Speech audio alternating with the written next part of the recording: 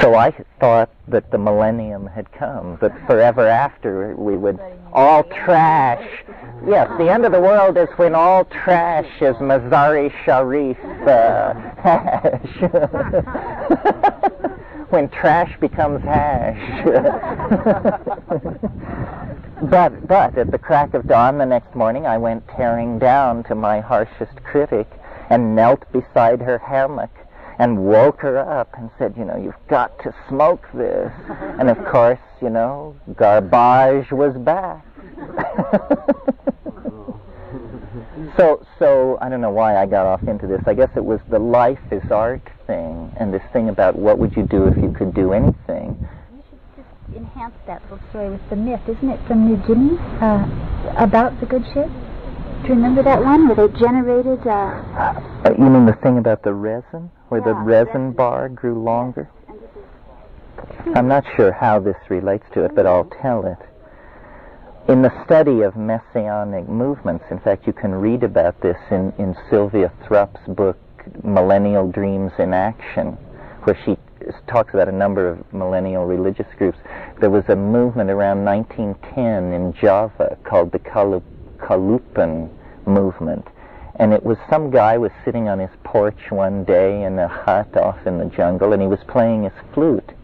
And they collect copal in the forest there and sell to traders. And as he was playing his flute, he noticed that this bar of rolled out copal multiplied to twice its size right in front of him.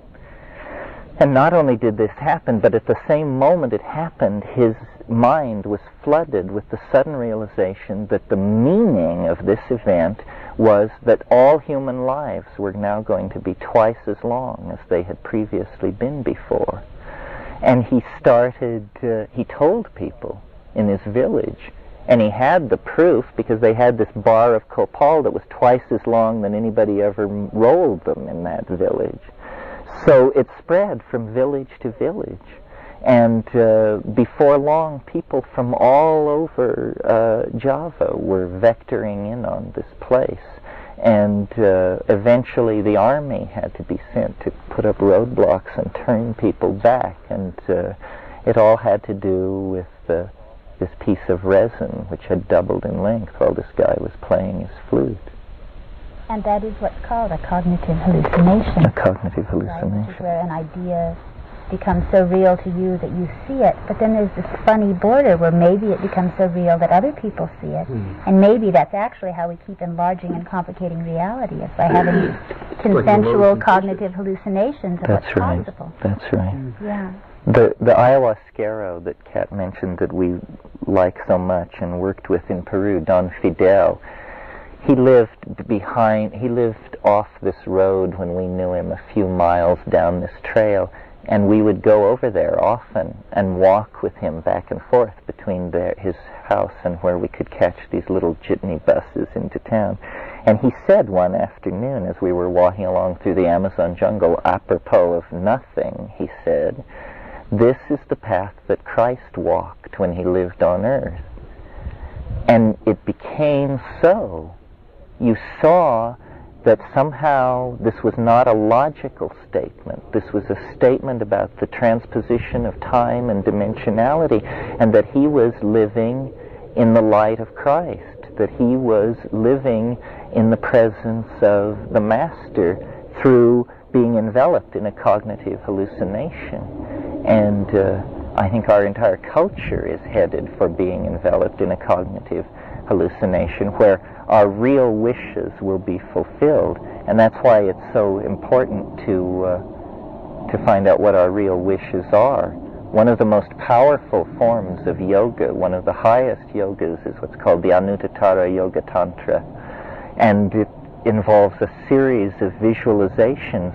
And they say, imagine your home as a splendid palace, and imagine the common utensils of your everyday life as golden vessels, vessels of beaten gold encrusted with jewels. Imagine your raiment as being made of the finest silk, and imagine yourself as a god centered in the midst of all of this splendor. Well, this is like trying to induce what in Western psychotherapy is called a delusion of grandeur. A delusion of grandeur is when you're a hell of a lot happier than other people think you should be, you know? And so what do you have to be so happy about? And it's all about infusing the quality of life with greater purity. We were saying around the fire last night that the way to relate to the millennium is to make it happen as soon as possible in your life so that you become a spectator to it as a historical phenomenon. Well, the way to make it happen in your life is to not transcend desire, but transmute it so that what you really want is what you actually have, you know? I find on these plants, on the mushroom particularly, I found it effective to choose to become an archetype that I both, of course, have to be able to identify as an archetype, but then also one that I can relate to and wish to be, and become, you know, as large, 100, 1,000 times larger than we are, and as smooth, and as everything is right, you know. You can practice being in the Tao so deeply in those states, and knowing that everything you do, no matter how minuscule it is, you're doing most gracefully, and everything you say, you're saying most eloquently. And you know, even I've used the mending sock thing because sometimes I feel like that's what I'm doing, is that level of work, but then I'm doing it perfectly, you know, and that's a great feeling. If you indulge in that feeling of being the goddess, or a god or goddess, or one of whatever you identify with, you know, one of the kachinas, whatever, then you can carry it back. It's a really good way to carry it back into your daily life, and learn to practice it, either in moments when you're wobbly and you suddenly need to grow into the situation, or in moments of ecstasy, you know. I mean, to be archetypes making love is pretty good. Yeah. Good technique. Well, that's the technique of tantric practice, of imagining these gods in union with their consorts, in sexual union. Can we have a break? Yeah, let's have a break.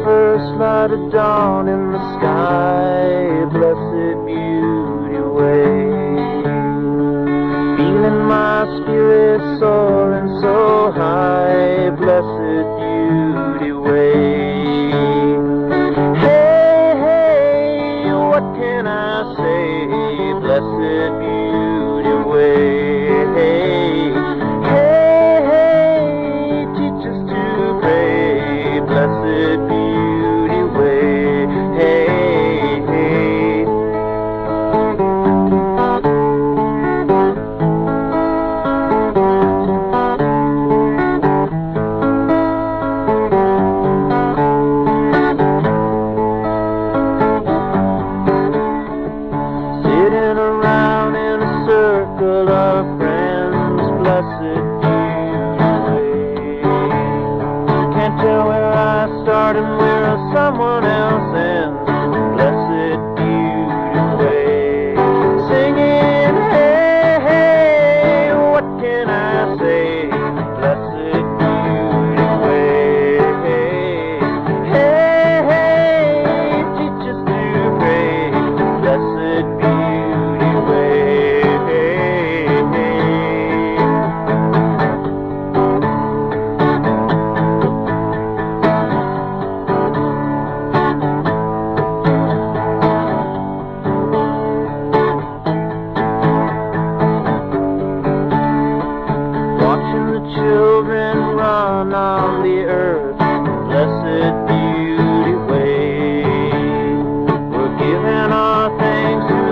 source of our birth, blessed beauty way. Singing, hey, hey, what can I say? Blessed beauty way. Hey, hey, hey, teach us to pray. Blessed beauty way. Hey,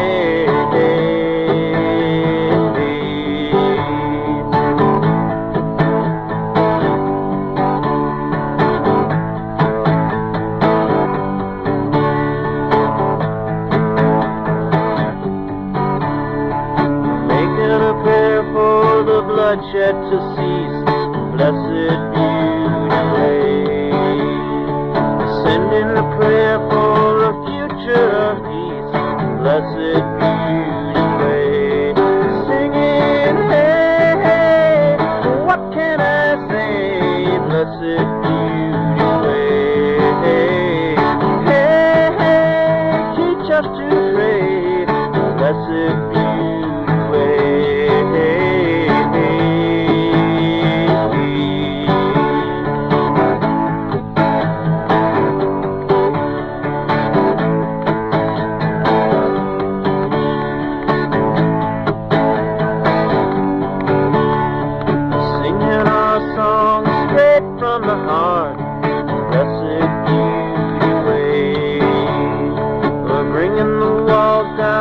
Keep us apart, blessed beauty way. Singing, hey, hey, what can I say? Blessed beauty way. Hey, hey, hey, teach us to pray, blessed beauty way. Hey, hey, oh, blessed beauty way. Blessed beauty way. Blessed beauty way, blessed beauty way. Hey, hey, what can I say? Blessed beauty way. Hey, hey, teach us to pray. Blessed beauty way. Hey, hey, oh, blessed beauty way.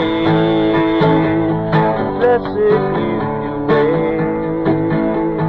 Blessed beauty way, blessed beauty way, oh, blessed beauty way, help us on the way, teach us how to pray, blessed beauty way,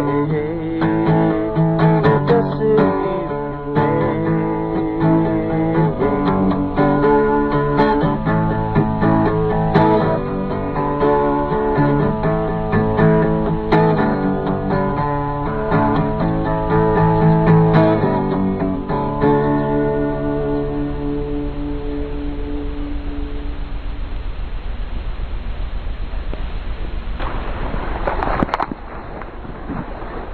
People burning to speak should speak.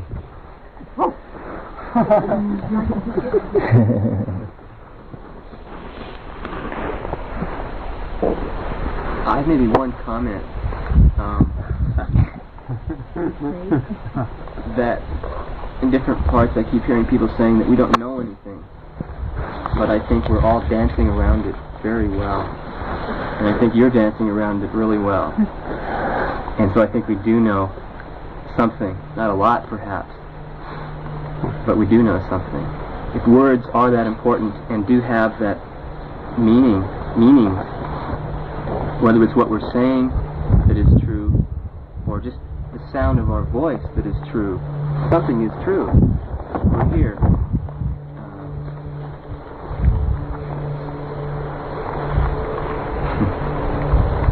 I think we're beginning to say the unsayable.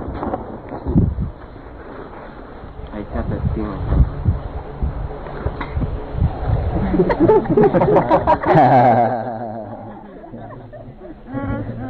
And what a feeling it is.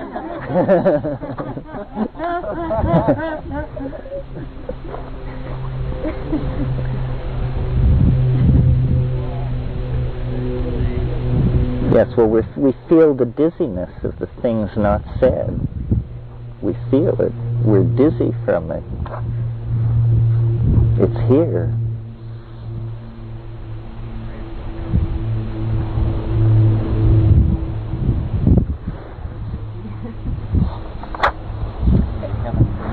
And I think a lot has to do with trust. A lot of times people, I'm not going to say that because that's probably not true. You just got to say it. And then you move on until it keeps forming. It's like a creation, words, thought, ideas. They attach themselves to this larger structure and keep getting larger and larger. Pieces fall off. People add. But just trust. It's that leap of faith to the other side, what you can't see, what you can't understand. To trust it. As you trust your lover, as you trust a friend. And it doesn't always work out. But trust is the only way. Because otherwise, there's only fear. Fear of ourselves, fear of others, fear of ideas. I think this community is part of that, of building trust among people who have different ideas.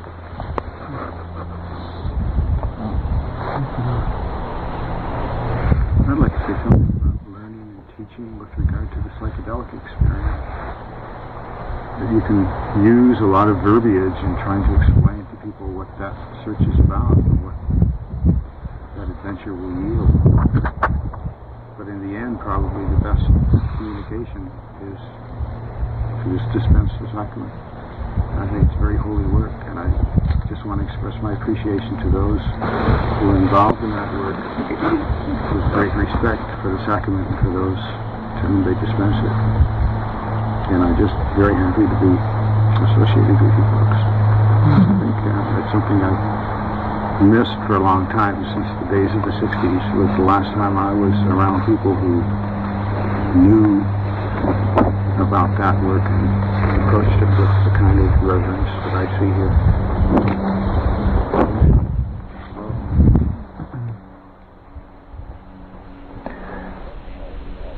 The great thing about the psychedelics is that they speak for themselves. So they need no priest, no interpreter. They can deliver their message all by themselves.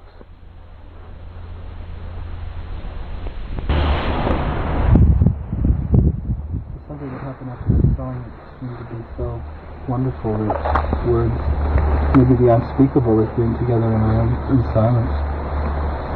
I still complete there. It's like nothing left to say. For me, who's always babbling, it's quite an event.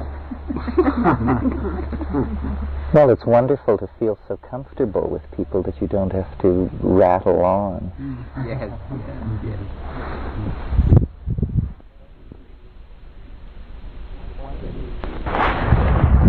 Why don't you lead us now, Kat, in a meditation?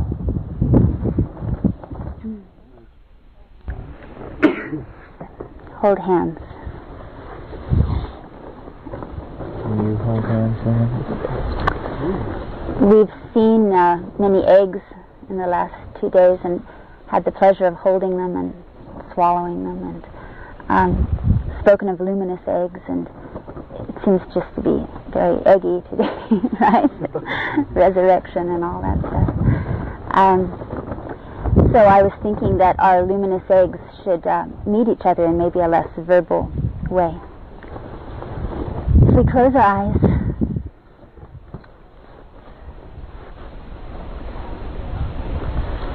And find your center, the light.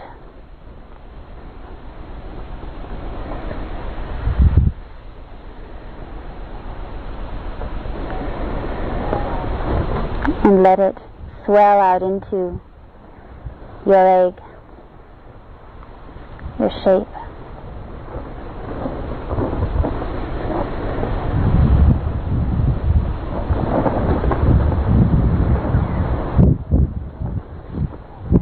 And then you feel that light of yourself moving into your head and letting everything else out of it.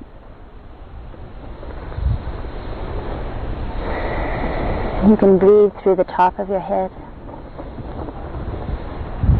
and through your forehead and your eyes, and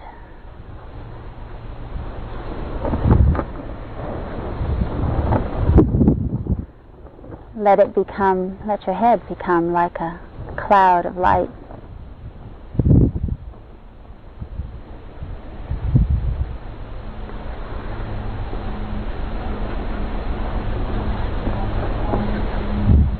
And when that's strong, that floats up above your head till you have a sphere of light that you can feel and see just above the top of your head. It seems to get more and more charged as you perceive it.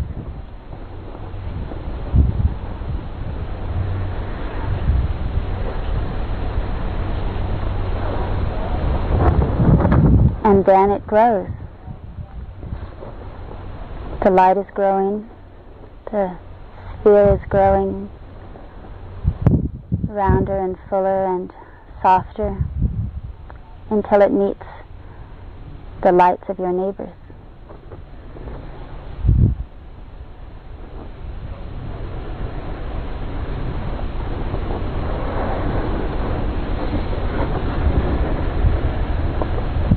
And we have a huge halo over us together.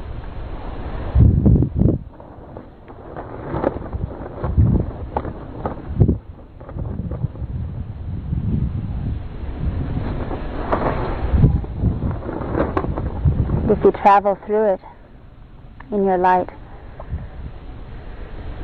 you'll encounter everyone very softly.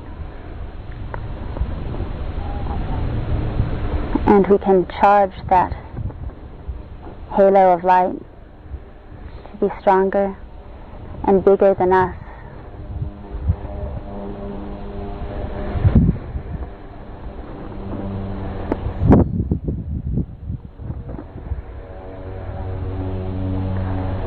I feel like it becomes a sphere, a dome above and beneath us, which meets the light of the spirit of this place, the spirit that lives here. It's partly in the earth and partly in the air.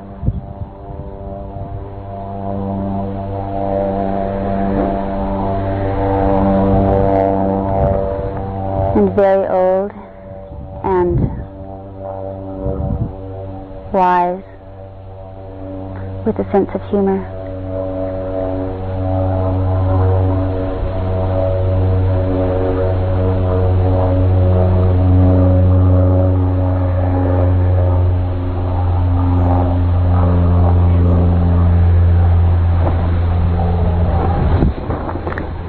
And so we're all inside our collective luminous egg,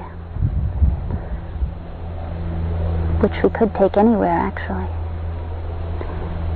But perhaps for now we should just greet the spirit of this place and gradually breathe and draw the white light energy back into ourselves, into our circle.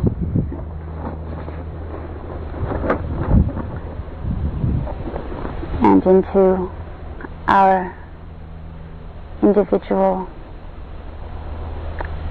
spaces above and through and beneath us.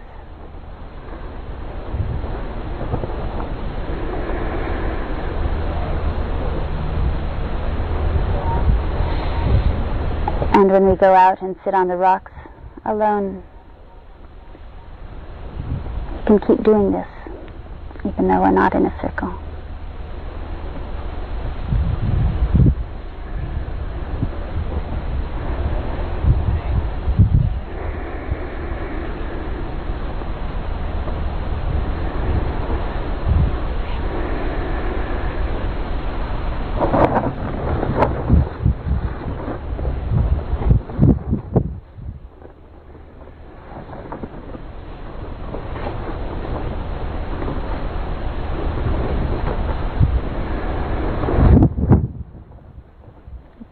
to connect with all of you. Thank you.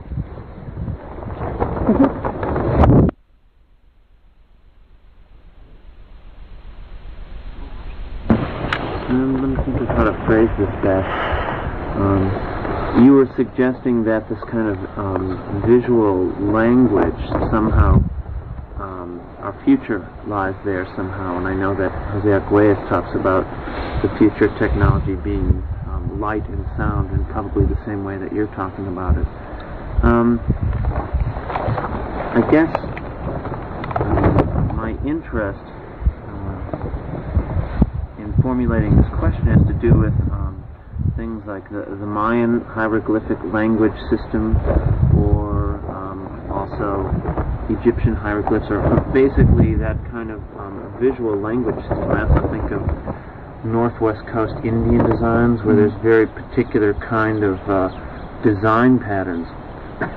And another piece of this question is the interface between the past use of that and the future use of that somehow. That it seems that, I mean, my sense of these hieroglyphic languages, that in the past they would literally see these things that are being drawn, or these things would speak to them or provide information as you're talking about, and that somehow as we've evolved we've lost that ability somehow, or buried it, or shunted it off to one side.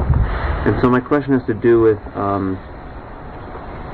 is there some sense of the re-emergence, or the in the Joyce sense, here comes everybody, the democratization of that ability in future culture? Yes, well, I think so. I think that the way these hieroglyphic languages, especially Mayan and Egyptian, differ from alphabetic languages is that etymology remains on the surface in a hieroglyphic language, so that thousands of meanings are immediately visibly present, and so it's more like an ideogram rather than a word with a dictionary meaning. You couldn't really, I doubt that a Mayan could conceive of a dictionary of Mayan glyphs, because they infinitely shade off one into another, so that and that kind of sensitivity to the depth of language and to the presence of the past in the present in a word is what Joyce is trying to do in Finnegan's Wake, you know. And that's why if you read it carefully, you feel many historical layers of meaning in the same passage, because he wrote it with almost a pictographic consciousness of the meaning of the words rather than a lineal and literary sense of it. So yes, it's in that sense it's like that. How this will be achieved in the future in our culture, I'm not sure. The control of the Macintosh through an internationally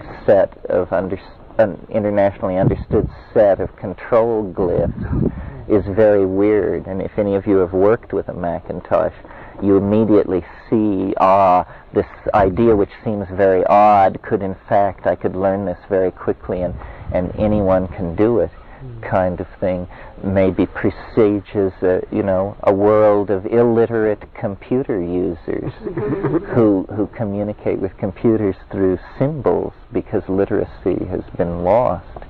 But it's very interesting. Yeah. So you think computers might play a role in that kind of visual component? Actually, I've heard you talk about,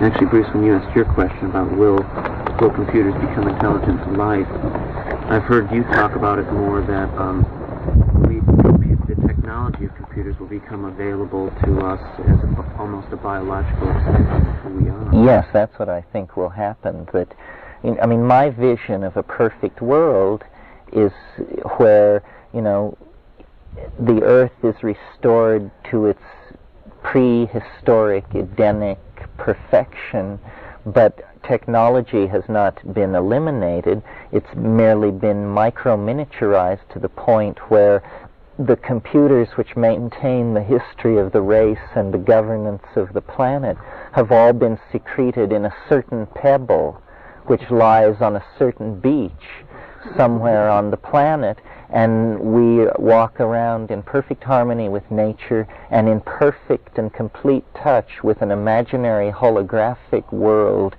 that is our self-expression, as a city is our self-expression, to then be simultaneously, in the world of techne and in the world of nature, but with neither violating the other. And I think that's reasonable. In fact, I think perhaps, in a sense, this is what so-called pre-literate cultures in the Amazon and places have achieved. That's how it looks to them from the inside. They have an extremely rich inner life. It isn't maintained by vast computer networks and projected into holographic space and taped onto magnetic tape and all of that. But it's still, in feeling, it's the notion that the richest world is within, and that you promote a balance with the exterior world, but then the purpose of the leisure created when you have achieved balance is not then to accumulate things, but to explore the interior horizon of transcendence through the recitation of myth and ecstasis and this sort of thing.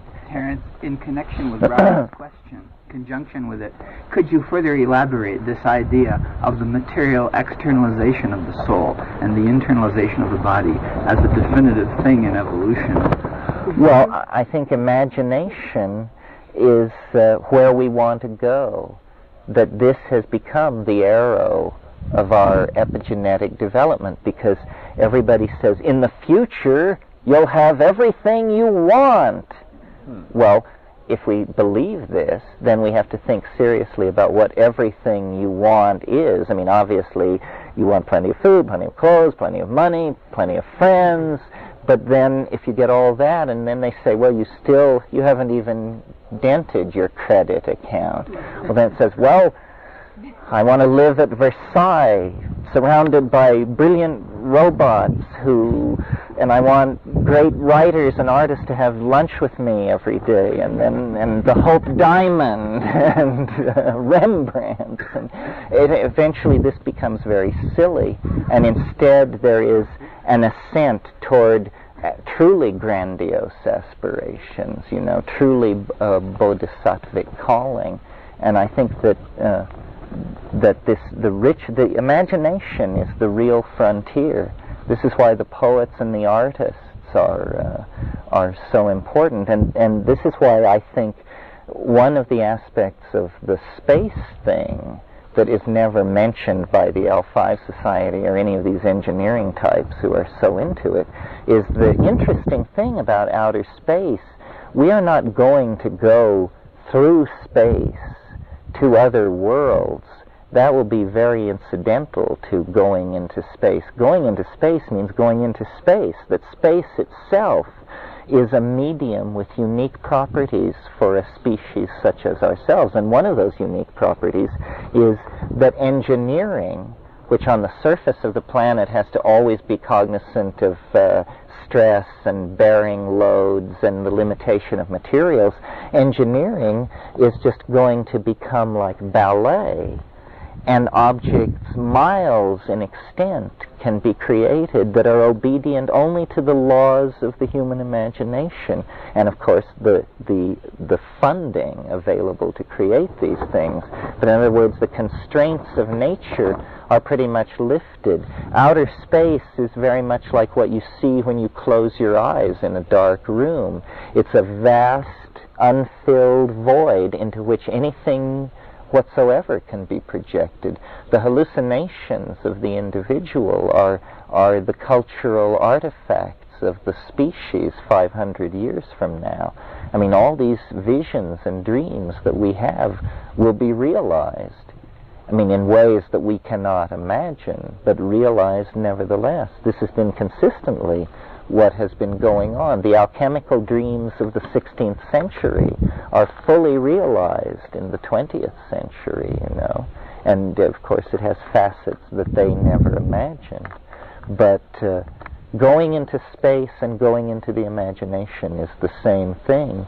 And in the same way that the New World presented a tremendously tight genetic filter to immigrants, so that only the soldiers of fortune, the religious fanatics, and exiles came to this place, and that created a unique gene mix.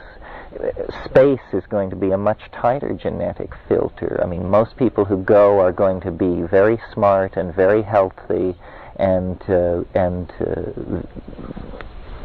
very quickly, I think, a space type will arise. But I don't think you can create a space-based civilization without recourse to psychedelic plants and the psychedelic experience, because it's too much the same thing. You know, if you don't integrate psychedelics into the leap to space and realize that what is happening is that more and more we perfect the aspiration to vertical ascent. In the myth of Icarus and Daedalus you get this. Then in the brothers Montgolfier and their gas-filled balloon, and then the Wright brothers, and then the Apollo project. All of these things are, you know, this aspiration to ascension. And it is apparently a biological drive. I mean, some people have suggested it's a nostalgia for the canopies of the rainforest that no longer exist. But whatever it is, it's going to take us eventually out to the stars and inward to the stars. Because, you know, the real question mark which hangs over all this is the nature of mind. And we do not know what mind is. And yet everything goes on upon the stage that is conditioned by and assumes mind as a given.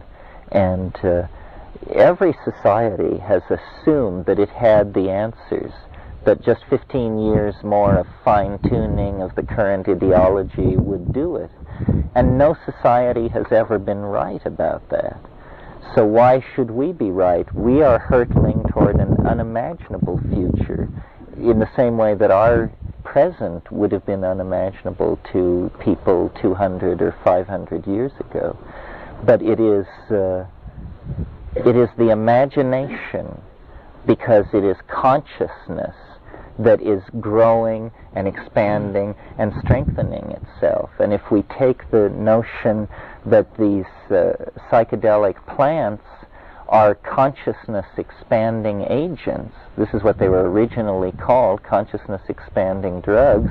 If you take that seriously for a moment, how can you not center it in your life? I mean, obviously consciousness is what must be expanded as fast as possible at all costs, in all times and places, because it is a lack of consciousness that will be toxic to our species and the planet. Consciousness is the saving grace, and so it has to be cultivated by any means available.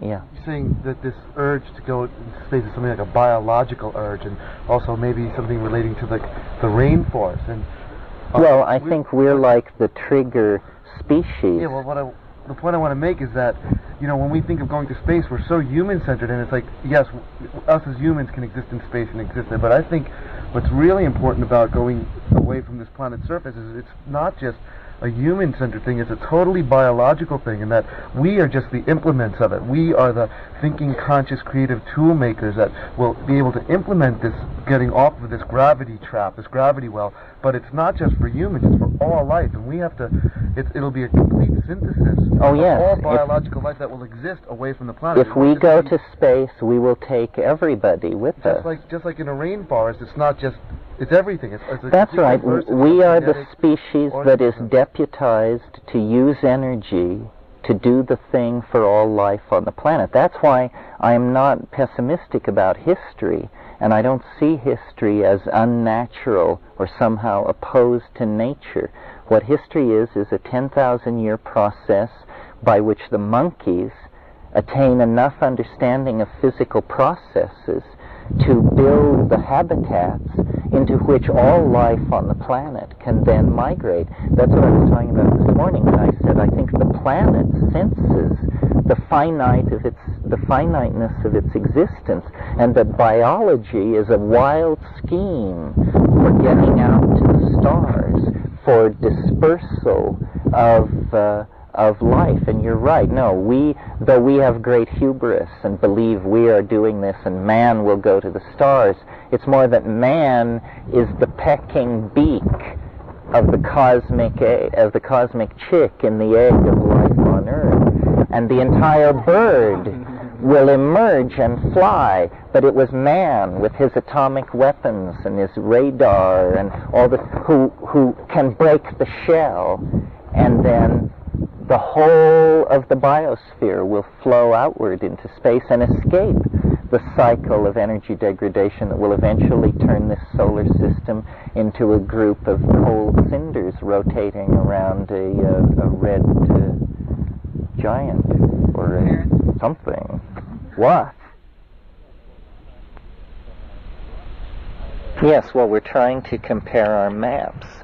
Everybody has seen different pieces of a geography whose total size we don't know. So we don't know, maybe none of our maps overlap, or maybe some do and some don't.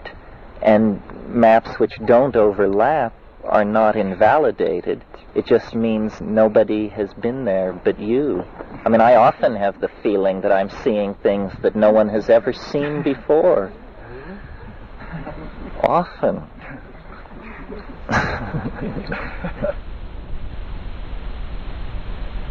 Leon asked me to talk about time. Leon is off on alone time, so he'll miss this. The thing that really interests me or draws me back to the psychedelic experience again and again is the notion that there's something that you can learn that would somehow be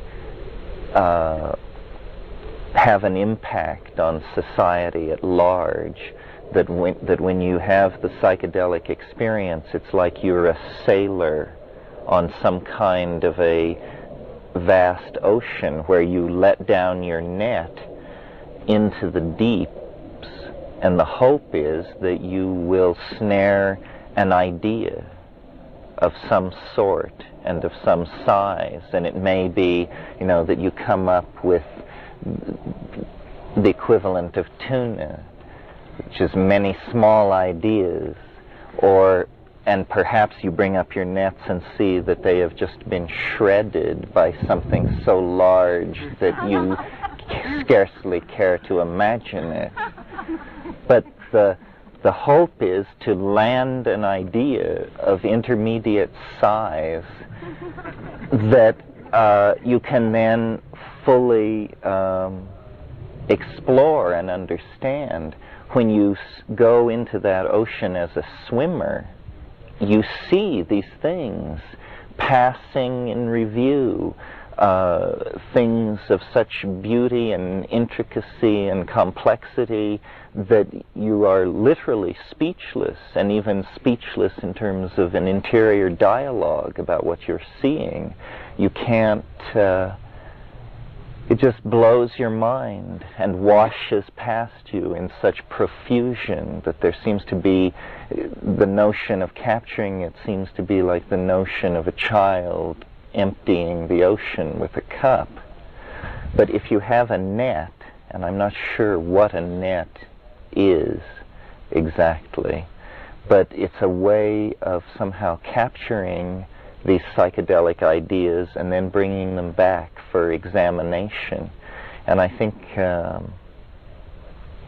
part of it rests on a technique of cyclical recitation to yourself of what you've seen, so that you carry a vision to a level of reflection in memory as you pull away from it. And then 10 minutes later you tell yourself again what has just happened, and then 20 minutes later again, so that you get a series of telescoping images which are granted a compression of the original event, but nevertheless they bear the stamp of what the thing was.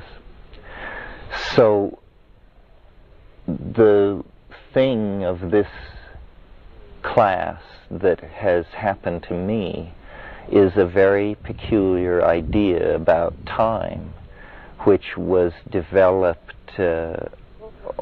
fairly suddenly, as I would imagine ideas develop in me in the early and mid-70s. And then it was pretty much formulated in my head, but it took the invention of small computers to make it possible to write software so that I could actually talk to other people about this idea.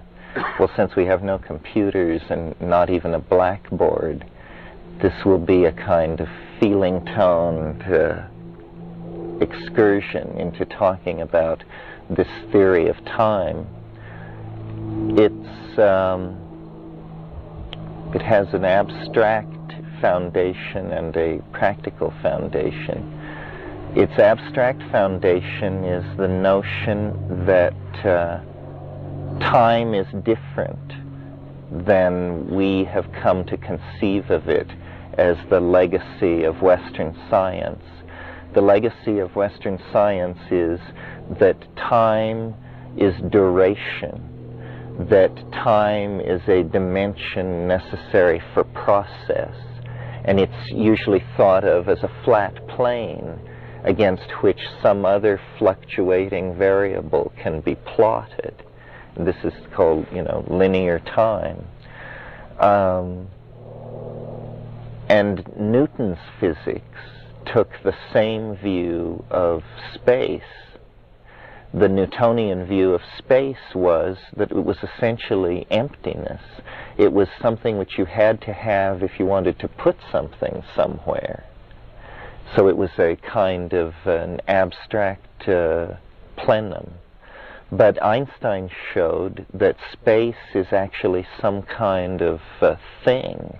It has properties of thingdom.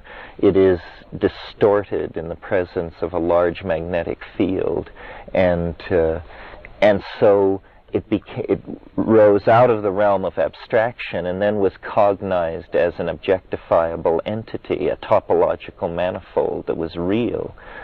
This is, I think, the same step that has to be taken for time. Time is not simply the dimension of duration required for the successive occurrence of occasions. It is rather some kind of conditioned topological manifold. We can think of it as a fluid medium flowing across a surface, a river, in other words. In some places, the river is very broad and shallow and meanders because the pitch of the incline over which it's moving is so slight that it can barely discern which way to move. You see this often in the Amazon. In other situations, the incline increases and the speed of the flow increases and the depth of the channel increases and the distance between the banks decreases. So time runs slowly and it runs quickly. It has a kind of modulated speed. Well, it's been a commonplace of Western cosmology since Darwin, although it's never been elevated to the status of a law or even a principle, that steady complexification has occurred in the universe since its very beginning, that this is something that we see in the very first moments of physics and proceeding right up into our own day. In other words, in the era before physics, that period of time so short that it's the period of time, it's less than the amount of time necessary for the photon to cross the radius of the nucleus of the atom. There was absolute chaos and a complete absence of physics. And then what sprang into being was a physics of pure electrons, of pure energy. And it was not for many seconds that temperatures fell to a point such that other factors could come into play, such that free electrons could fall into atomic orbitals and this sort of thing. And at each successive level of cooling, new forms of order became possible. At first, everything was just this plasma of particles and energy, and then atomic systems sprang into being. And then at still lower temperatures, these atomic systems were able to form molecular systems. The energy level in the general medium dropped below the level at which it would disrupt the molecular bond. So then molecules came into being. And then, at that point, there was the aggregation of stars and the cooking out of the heavier elements through the process of cooking hydrogen, so that iron and carbon and these things then arose. And by this time, the universe is much cooler than it was at the beginning. And then finally, you get temperature regimes and environmental situations where very large colloidal molecular species can come into being, large polymerized molecules, and this sets the stage for DNA, which once it emerges, and the thing to notice at each of these stages of complexification is that it requires a shorter time than the processes preceding it.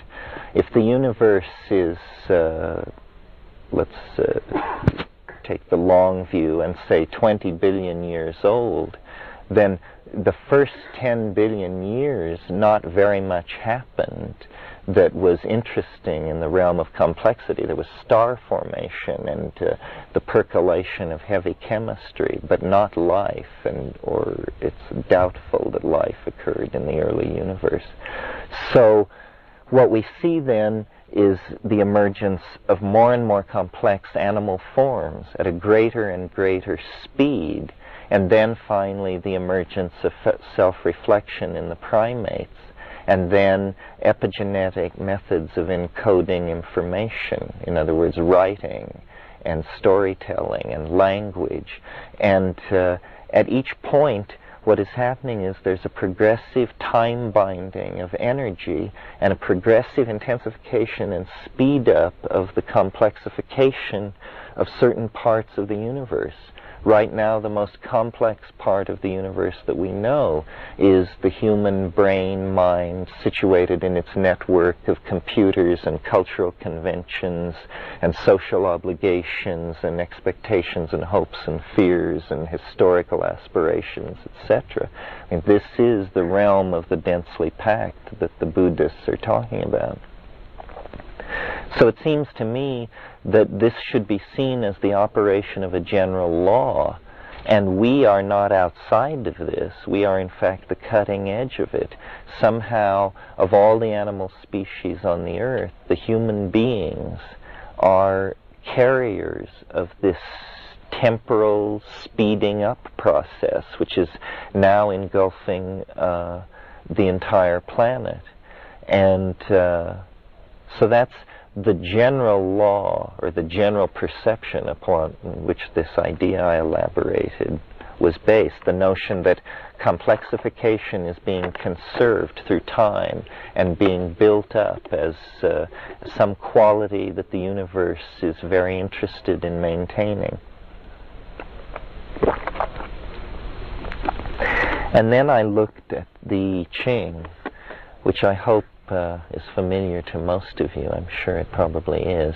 It's a very ancient Chinese oracle system that uses what are called hexagrams, which are 6-leveled ideograms of broken or unbroken lines, and the possible subset of these things is 64, which is an interesting number because it's the number which DNA operates on, because it uses 64 codons.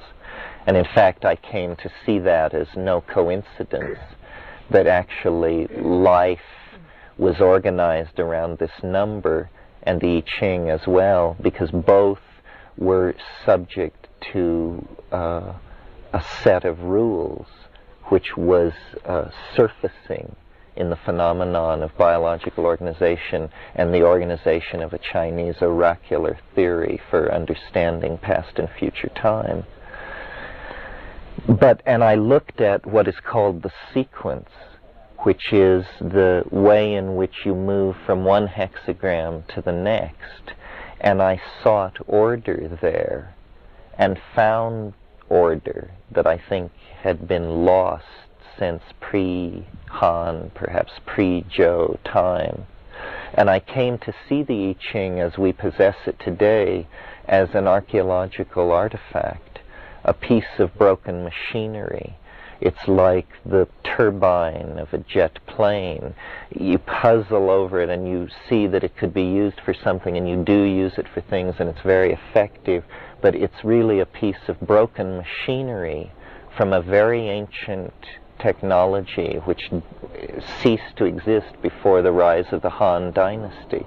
And what it was it was like a Taoist technology of understanding time, that by the practice of certain techniques whose historical echoes I think you get in the stilling of the heart techniques of Vajrayana Buddhism, these people were able to see into the quantum mechanical foundations of thought and consciousness, and they noticed there a flux which they called the Tao, and it was a thing which came and went. The Tao Te Ching says the way that can be told of is not an unvarying way.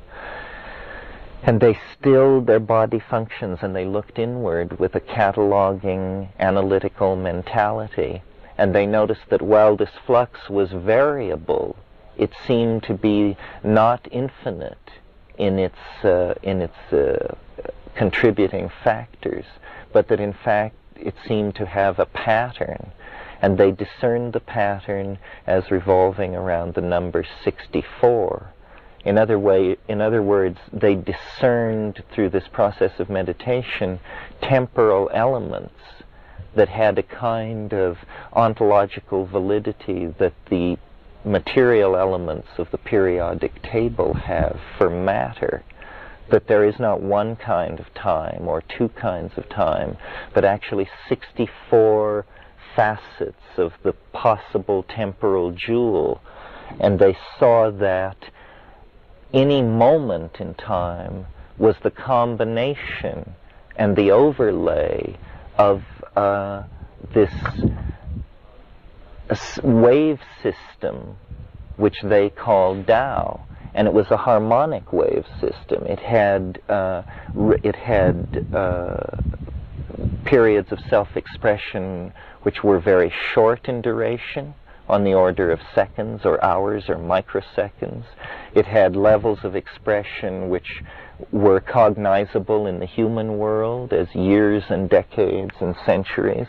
And it had vast resonant periods which were as large as history and then larger many times, periods of historical or periods of temporal resonance which could only be referenced to the life of the planet. And this is, I think, part of the Chinese notion of the Tao of heaven, earth, and man. These are different speeds at which these temporal waves of conditioning of the world of phenomenal appearance are moving. And if you take an idea like this seriously, even as a personal discipline of thought, to picture it, to visualize it in a Vajrayana spirit, then you see that what's really being offered is a map of time. It's saying that the condition of knowing a fading past and facing an unanticipatable future is not an ontologically given necessity of existence. That it is possible to imagine an existence in which one saw into time the way we as animals see into the space in front of us so that we are able to run and leap and dance among the rocks. It's because we can see into space. A creature that, or a culture that could see into time, could anticipate where the river of time would flow quickly, where it would broaden out and move slowly with a rich sense of the conservation of accomplishments achieved, where it would cascade and break up its previous patterns and produce great cataracts of novelty. A civilization which knew these things, or a person which knew these things about their own life, would claim a new dimension of existential freedom for being. And, you know, I was having this whispering entity, this daemon, this logos, show me these things. And it was expressed on a very, very practical level. I mapped what is called the first order of difference in the sequence of the I Ching. That means how many lines change as you go from one hexagram to another. And I discovered that it looked like a random wave. It looked like a stochastic slice, except that at the beginning and the end, there were tongue and groove points of fit if you rotated the thing 180 degrees and brought it down against itself, so that the thing achieved closure at the beginning and the end. This satisfied me that I was dealing with an artifact of nature, you know, that I was dealing with an organized structure, either of nature or created by intelligence. And then using the principle of hierarchical resonance and stacking of modules into hierarchies, which is really the principle by which all Chinese metaphysics has operated from the very beginning, I created a cosmic calendar where each level was a resonance of the level below it, but either collapsed or multiplied by a factor of 64. I discovered recall that because the I Ching is 64 hexagrams with 6 lines in each hexagram, it's composed basically of 384 yao, or lines. And I discovered that this number, 384, has a very interesting property.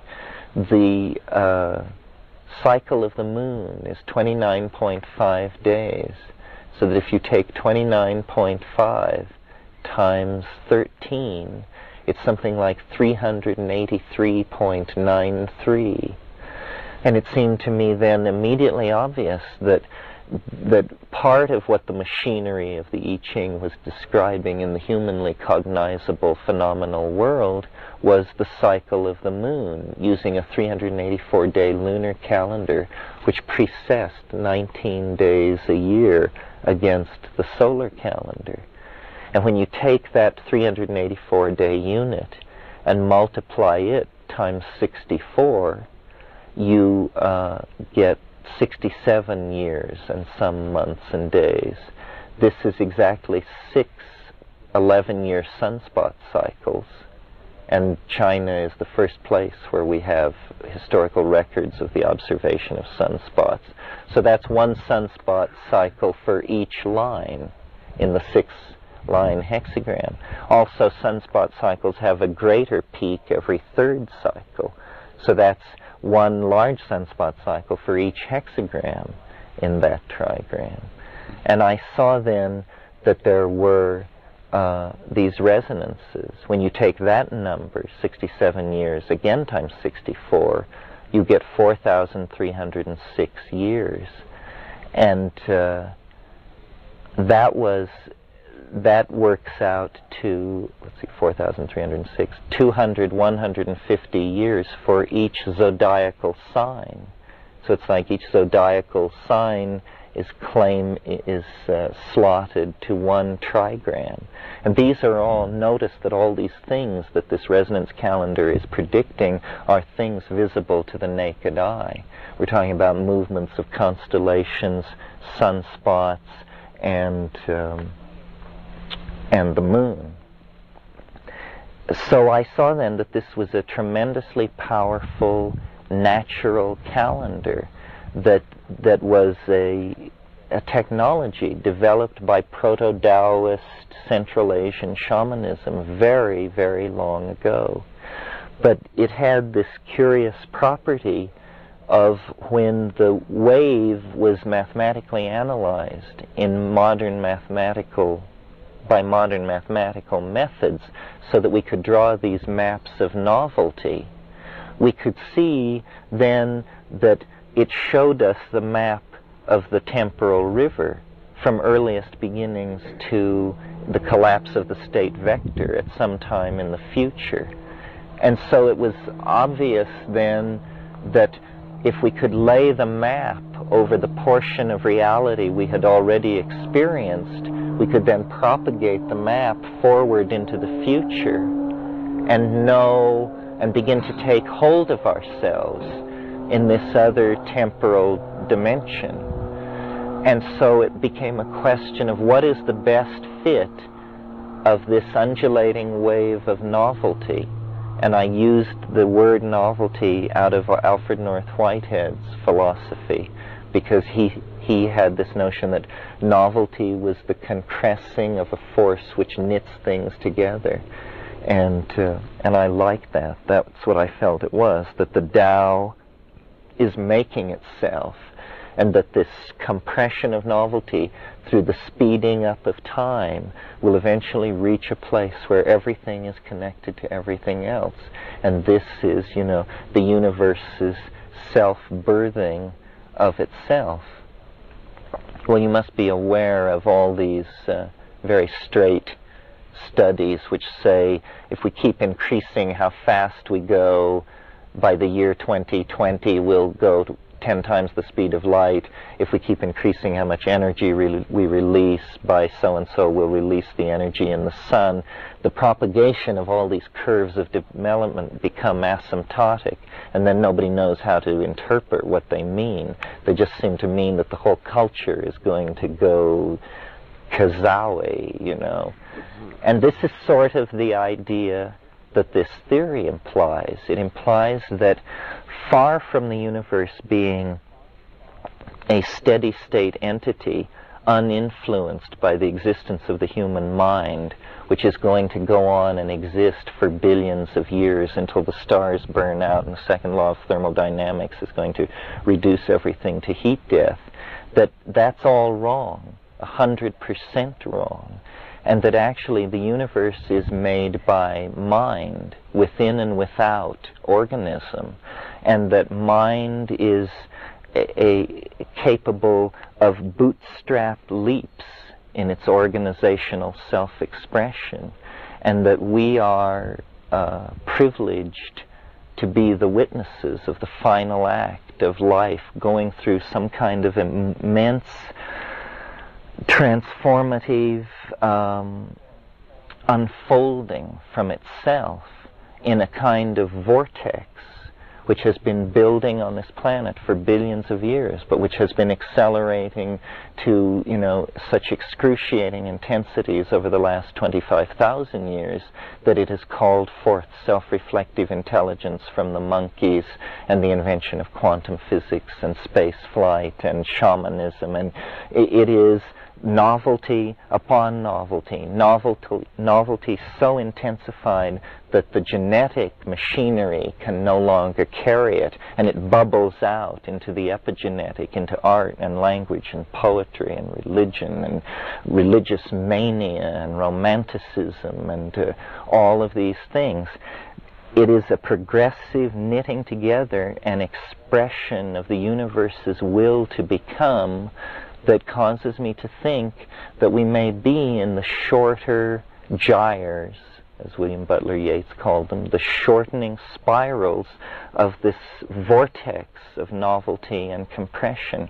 You see a curious quality about this kind of cosmology that I'm describing, a cosmology where each epoch is preceded by an epoch which is 64 times greater in duration.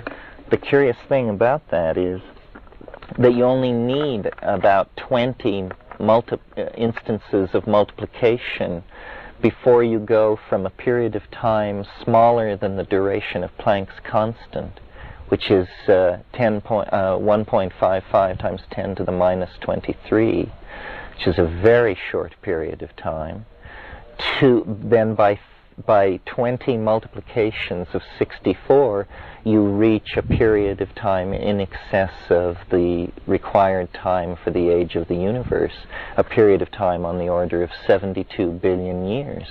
Well, if each time the spiral goes into a state of collapse at the end of one of its cycles, then in the last 384 days of the existence of a universe like that, it would transit through half of its epochs of transition.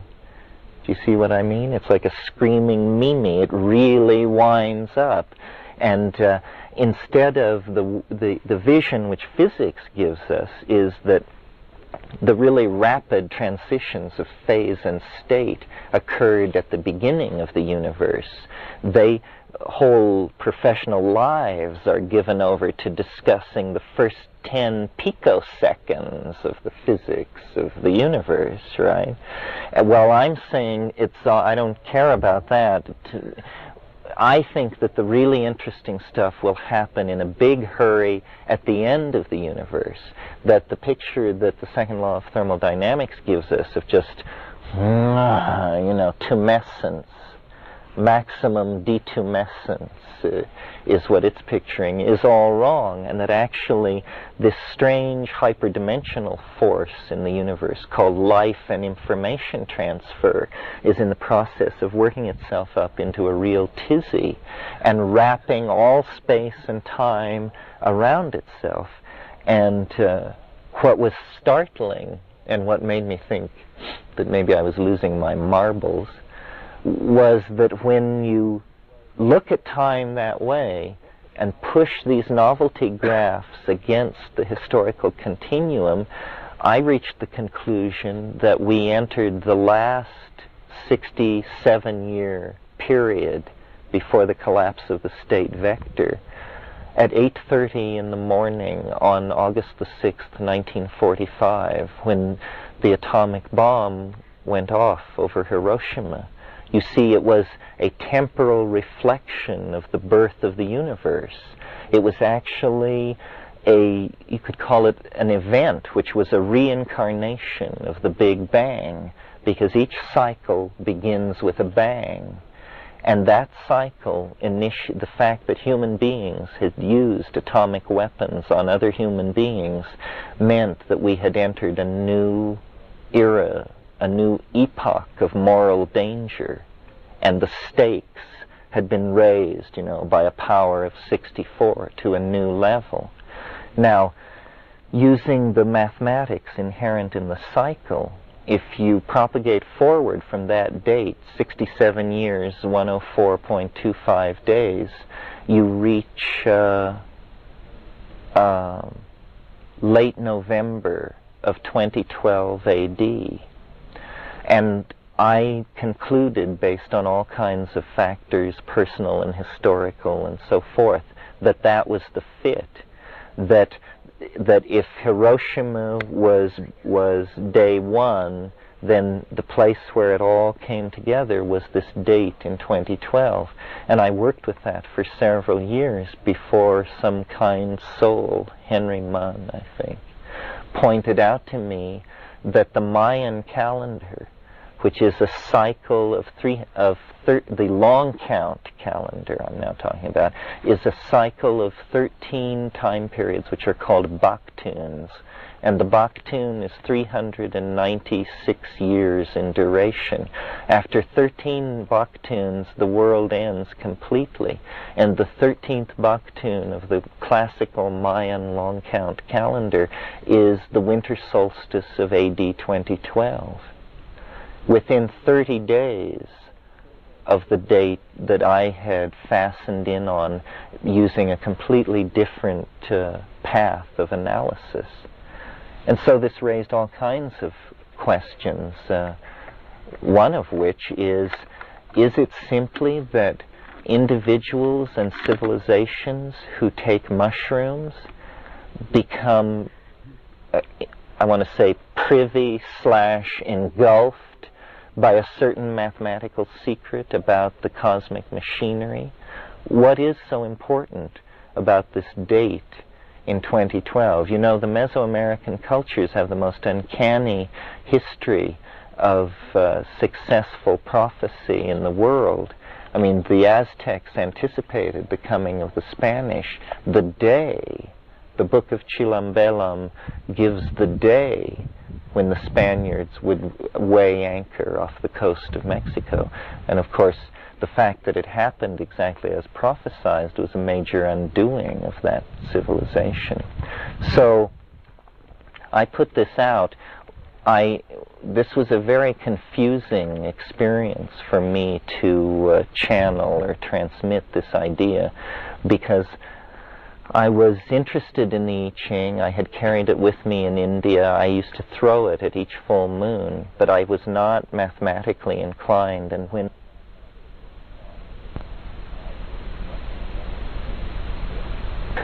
reading the philosophy of science, and people like Paul Feyerabend and Imre Lakatos, and reading the history of science, and Thomas Kuhn, and all of those people, trying to understand, you know, well, what is a true idea? What is true and what is false? And when you have an idea which makes claims as sweeping as these, then you want to try to understand just what the limits of knowability are. And I discovered that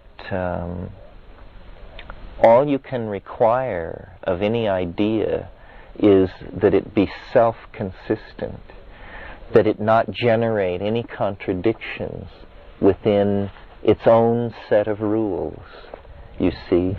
And that's why astrology is beyond criticism, because astrology is a mathematical theory with an interpretive exegesis attached to it.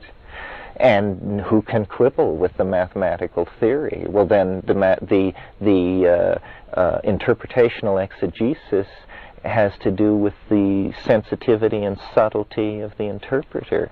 Well, isn't this true of mathematical data in science exactly the same way? So I discovered that what I had created was a self-consistent idea that appears to be sealed beyond refutation in some weird and uncanny way, which makes it seem very non-human, because you can't really find your way into telling whether it's can be answerable to the notion of objective truth. So what I've decided about it is that it's a teaching, or it's an exemplary model about how all process goes on. And it's a way of learning how things happen, to see time as a modulated flux of elements, to see it as a series of waves moving at different speeds through which you are taking a vertical slice and then stacking that slice. And that gives rise to the multiplistic, ever-changing flux that is called the now. It is actually made up of reflections and adumbrations of the past.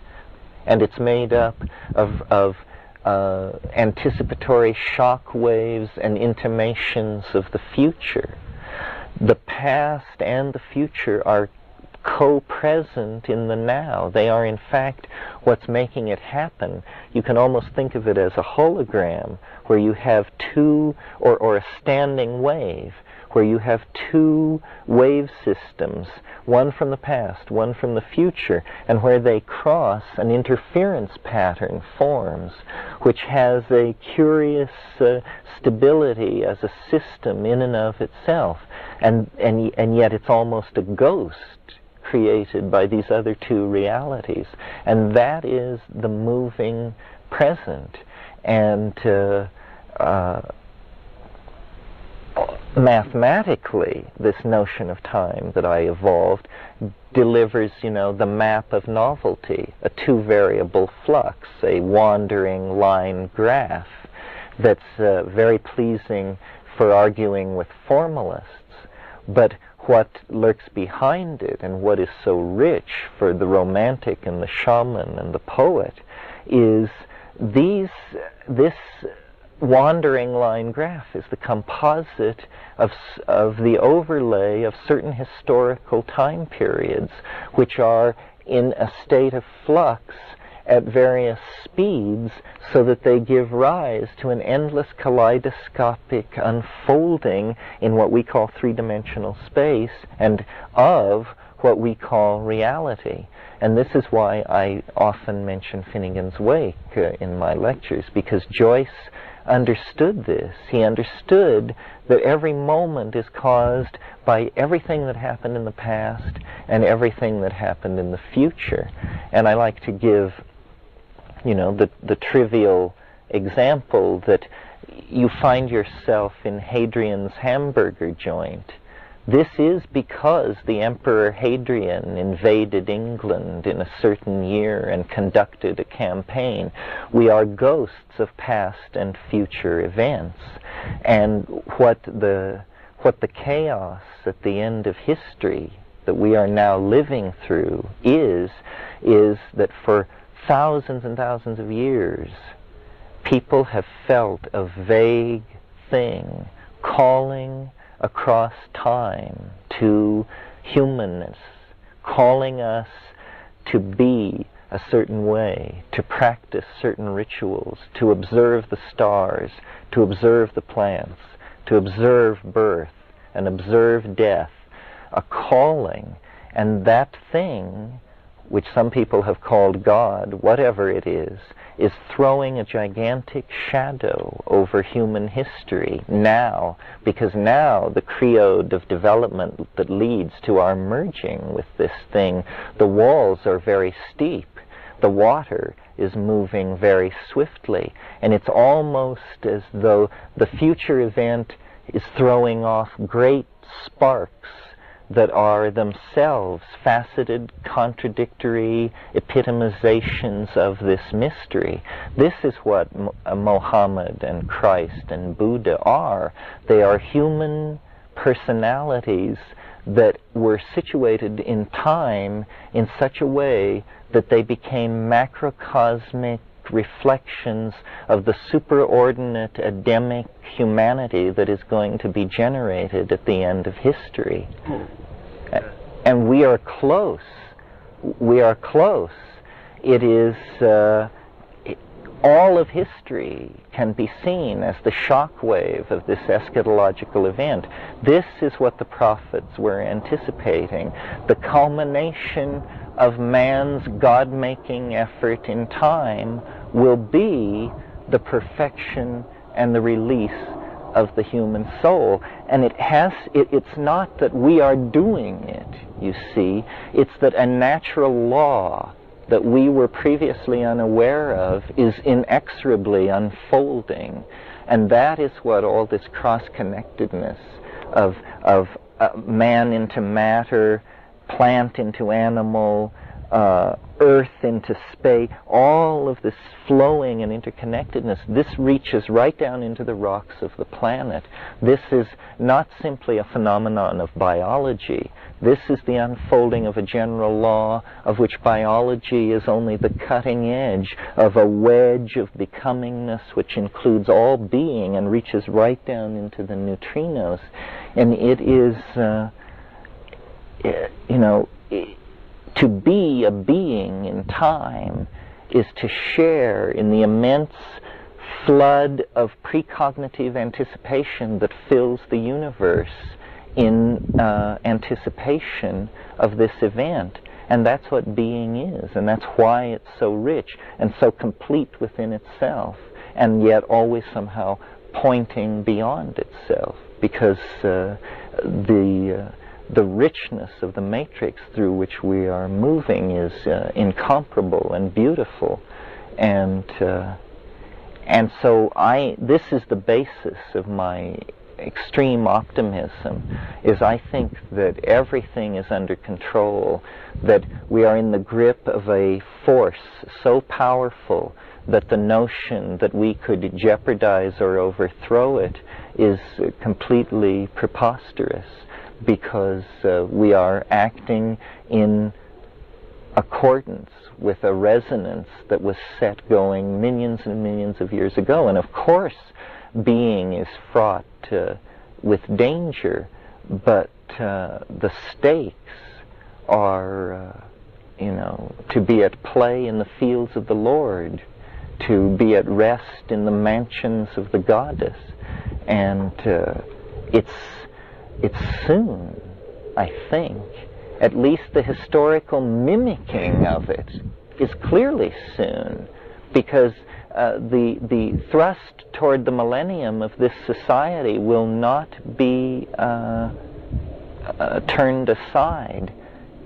If it is not a law of the universe, then it will become a myth of human beings and be created anyway. So, since we are human beings, I see us as the central actors in that mandala. I mean, this is the task of the next 100 or 500 years, to realize the alchemical nature of humanity and being, and have everything fused into a supernuminous concrescence that is time. Joyce said, all space in a nutshell. All time bound into a lenticular vehicle, which is both everyone's and mine alone, and yours alone, and yours alone. What I want to talk about this morning is an idea. I've talked about it in a couple of places. Some of you may have heard it before. I think it bears repeating. It's a much more serious idea than what I put out yesterday, which had a note of whimsy in its genesis. This idea is important, whatever that means, because it would change not only the area of its concern, but our view of the world generally. And Easter is an appropriate time to discuss this, because it concerns the genesis of man, of consciousness and self-reflection, which is what the Easter mythologium is also an expression of. So what I wanted to talk about this morning is a new notion of how human evolution occurred and what the critical factors were in it, and how to draw a picture for us that shows how our intellectual complexity and symbol manipulating facilities could have emerged naturally from a background of animal existence and over a fairly rapid period of time. Over the last 3 to 5 million years, actually, the African continent has been growing more dry and has experienced fluctuations of aridity. Nevertheless, as recently as 2,000 years ago, the Roman historian Pliny called North Africa the breadbasket of Rome, because wheat was being grown over thousands and thousands of acres. Now, it's in this same area of northern Africa, the Great Rift Zone, the Serengeti Plain, where physical anthropologists place the origin of human beings. And it has to do with the following sequence of events. Arboreal primates living in an unbroken continental rainforest ecology achieve a close adaptation to existence in the canopy.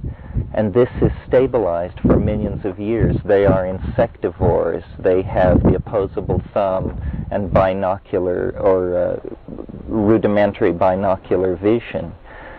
The drying up of the African continent caused the breakdown of this continental rainforest into a configuration of patches of forest with grassland in between.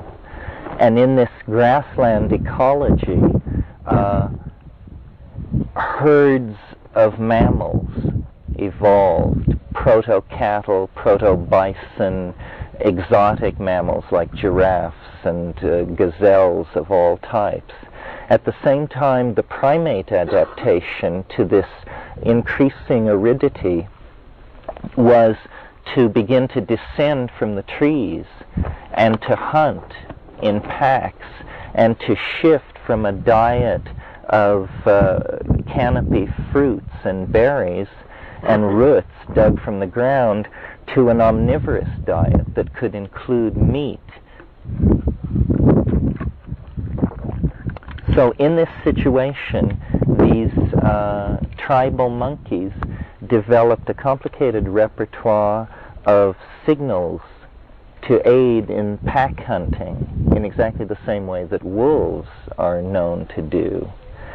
Now, into this situation, their habit was nomadic and to follow behind these great herds, either killing the animals that were less well and could be killed by the crude means at their disposal, or living off the kills of other carnivores.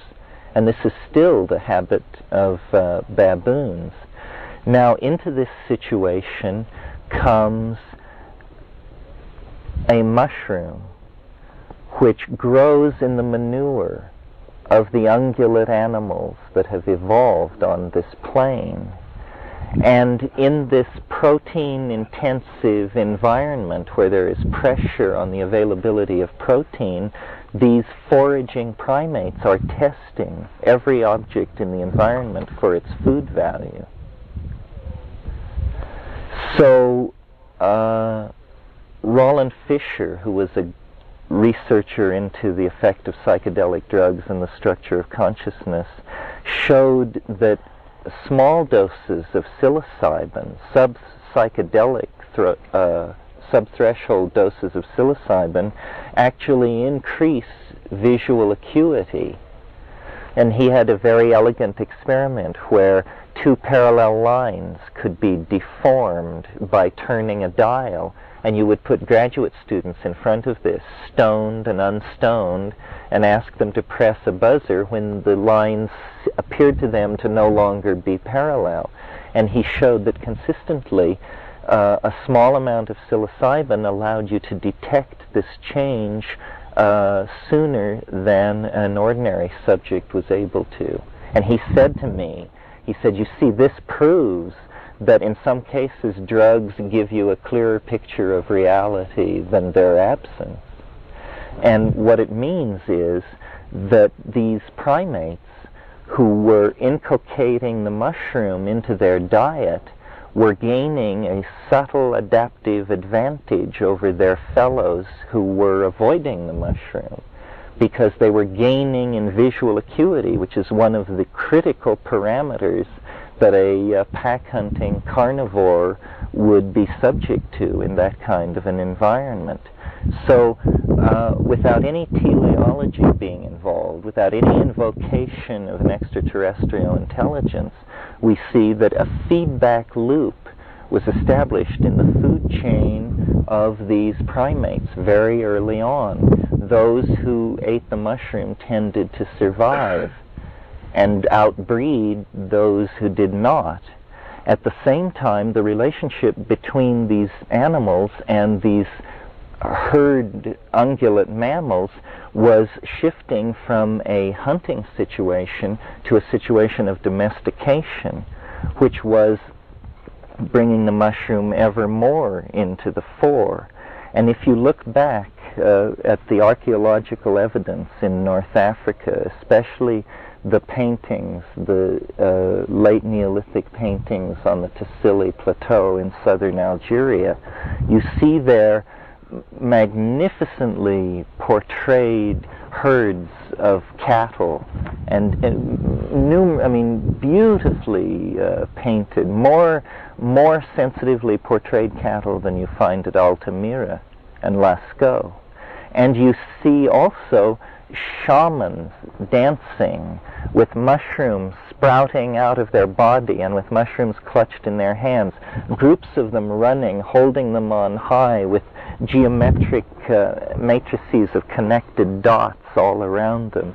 And now, of course, in that area, it's very similar to this. It's an area of sculpted sandstone and cross-cut arroyos with undercut cliffs. And it's very dry, but in some places the Neolithic detritus is several meters deep. And the people who lived in the Tassili Plateau, when the aridity of the Sahara further increased, are the people who migrated east to the valley of the Nile and established the Proto-Egyptian civilization of 6,000 to 10,000 years ago. The important point I want to make about this later phase of the human involvement with the mushroom was that it was always intimately connected with cattle. And the goddess religions of ancient North Africa and the Middle East are religions of cattle goddesses. And this connection between the cow and the mother goddess and the mushroom is some kind of key to understanding the evolution of religious sensitivity in early man in that part of the Middle East.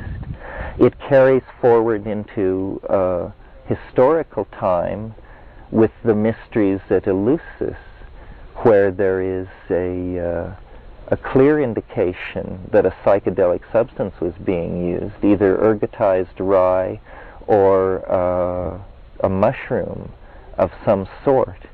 And this notion that it was the presence of the mushroom on the African veldt at a critical bifurcation of primate evolution that created the feedback loop which eventually developed into self-reflecting consciousness. Because you see, at lower doses, the psilocybin is giving increased visual acuity and it seems like increased symbol processing ability, its strange effect on the language centers. But of course, inevitably, they would have also discovered its higher dose effects, which would be to convey them into an inner tremendum that became then the cultural guiding image. In other words, it was perceived as a god, as a goddess, as the goddess, and became then the arrow for cultural dynamics and evolution. And the reason I think this is important is because the spin-off implications of the acceptance of an idea like this would bring us into much greater harmony with our environment. We sort of have the anxiety of an orphan about our origins because our best people in physical anthropology don't give very good accounts, can't seem to make sense of how we could have been forced out and emerged out of primate organization. And so there's been much talk in the 20th century about the search for the missing link, which was always conceived of as a physical skeleton of a certain kind of intermediate hominoid form. But it isn't a missing link, I think. It's a missing factor. And the factor which accelerated the forward evolution of the brain size of this particular primate line was the inclusion of psychedelic plants in the diet, which then fed the tendency towards symbol formation and self-reflection.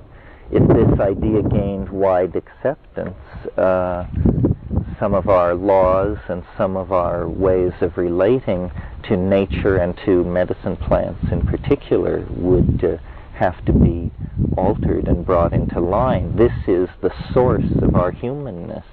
Apparently, the psychoactive compounds being elaborated by plants throughout nature are regulators of various forms of evolution in animals. And food chains and all this, which appear very trivial on the surface, are actually the message-bearing medium of the hand of God, which is forming and sculpting nature along these various creodes of development. And the thing to understand about this, or why this has impact in the future, is because it's a continuous process which we can foster and husband and help develop in healthy ways if we recognize that it's going on. I mentioned Eleusis as this kind of thing going on in historical time. Also, of course, Soma, the sacrament of the Vedic civilization, appears to have been a mushroom, was certainly a psychedelic plant. And it isn't only psychedelic plants, it's all plants which affect and shift consciousness. I mean, a history of the human race could be written analyzing it not in terms of class struggle or the impact of great personalities, but as a shifting set of interactions between sugar, tobacco, opium, caffeine, alcohol, and psychedelics. So that, we need to understand that chocolate, that these cocaine, that these foods and drugs and spices are, we have subtly overlooked them and taken them for granted. They are regulating human history and individual self-expression, how much you know, how you look, how pure your transmission of your genetic heritage to the next generation. All of these things are being regulated and controlled by these plants in this way. Now, if we could create a civilization, or even a clique within a civilization that understood this and had its fingers on a vertical monopoly of research from the jungle to the clinical hospital, great things could be understood. This is the way to do it, to systematically explore these relationships and see that Gaia apparently works through the intercession of catalytic compounds that convey revelation, and revelation is then the factor which has historical impact. The people, the messiahs and the teachers are merely the pipelines for ideas, and the metabolic release of these ideas in the macro environment is being controlled by the plant-animal interaction. And so it will be on into the foreseeable future. And by understanding this, a kind of new science looms into view, a kind of integrated dynamical understanding of the flux of energy mediated by chemistry in the environment, so that the guiding image of culture can be revitalized and realized in a much shorter period of time. And this whole shortening period of time thing has also been going on for a while. You see, it isn't astonishing, I think, that self-reflection could emerge given basic primate organization. But what is astonishing about it is the speed with which it happened. I mean, in the last 30 to 50,000 years, the human brain has changed more than it changed in the previous 3 to 5 million years. So, a factor has entered, a catalyst is in the mix, and it must be something in the food chain, or something in the environment, or the hand of Almighty God, or the extraterrestrials, or, elf invasion from hyperspace. But something is causing this accelerated development. What I've said this morning could be criticized as being reductionist. I've tried to give a very sober account of it. I haven't said why the mushroom appeared in the manure, or discussed whether it has awareness or a stake in the catalyzing of this primate evolution. I just introduce it as a chemical factor, and that's how it would be written if it were presented to a straight audience. The fact of the matter is that it raises all kinds of questions. I mean, why is this process being catalyzed in the primates? Is it just by happenstance? Where has the mushroom been? Is it, what is its relationship to the evolution of other forms of life on this planet? Did it drift in from the stars? If so, long ago or recently? And with intent or by chance? And, just a host of questions. But the thing that puts us in such an existential situation, individually and culturally, is this puzzlement over our origins. We are not, strictly speaking, religious in the 19th century way, so that we cannot really, I think, accept that, God sculpted us from clay and set us down here on a world He created. And yet, if you were to look for the thumbprint of God on this planet, you would certainly have to focus in on the human beings and their activities as a special case of natural phenomena, perhaps so special a case that it had to be accorded a separate ontological status. We are different, and why and for what? I think that probably we are the agent of change that Gaia has unleashed upon herself, that the planet itself is aware of the finiteness of planetary existence. And it's sort of like the story of the ant and the grasshopper. You can have a planetary consciousness which says, well, I look forward to 3 to 5 billion years of sentient existence, and then I'm willing to be extinguished with the death of my star. Or you can have a planet with an ant-like mentality that says, I can sense winter coming 3 to 5 billion years down the line, and I'm going to organize some wild strategy to break through the tyranny of the energy cycle of one star, and I am going to organize biological existence so that energy can be brought, greater and greater amounts of energy can be brought under control, so that eventually a kind of liberation can occur where life can burst out of the planetary cradle and disperse itself through the universe. And there are apparently several strategies for this. One is evolve intelligence and build starships. Another is, become a mushroom and produce 3 to 5 million spores per minute during sporulation that are particles small enough to percolate by Brownian movement away from the atmosphere of a given planet, and by sheer numbers and the slow gradient of drift by light pressure and that sort of thing emanate through the universe and establish yourself in any planetary regime that is suitable. Oh.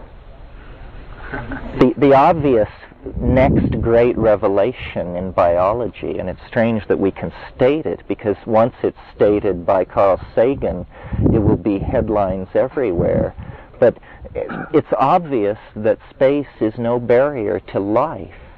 It's a barrier in the same way that the Pacific Ocean was a barrier to life's colonization of the Hawaiian Islands, but that's all. It's just a tight filter. But spores and starships and shamans probably get through to other closed topologies in orbit around other stars. There must be a dimension somewhere where all surfaces in the universe are contiguous. And if you could move into that dimension, you could just walk to Zeta Reticuli. So the means by which life will penetrate these larger dimensions that free it from its dependency on the energy cycles of the material universe are not by any means clear.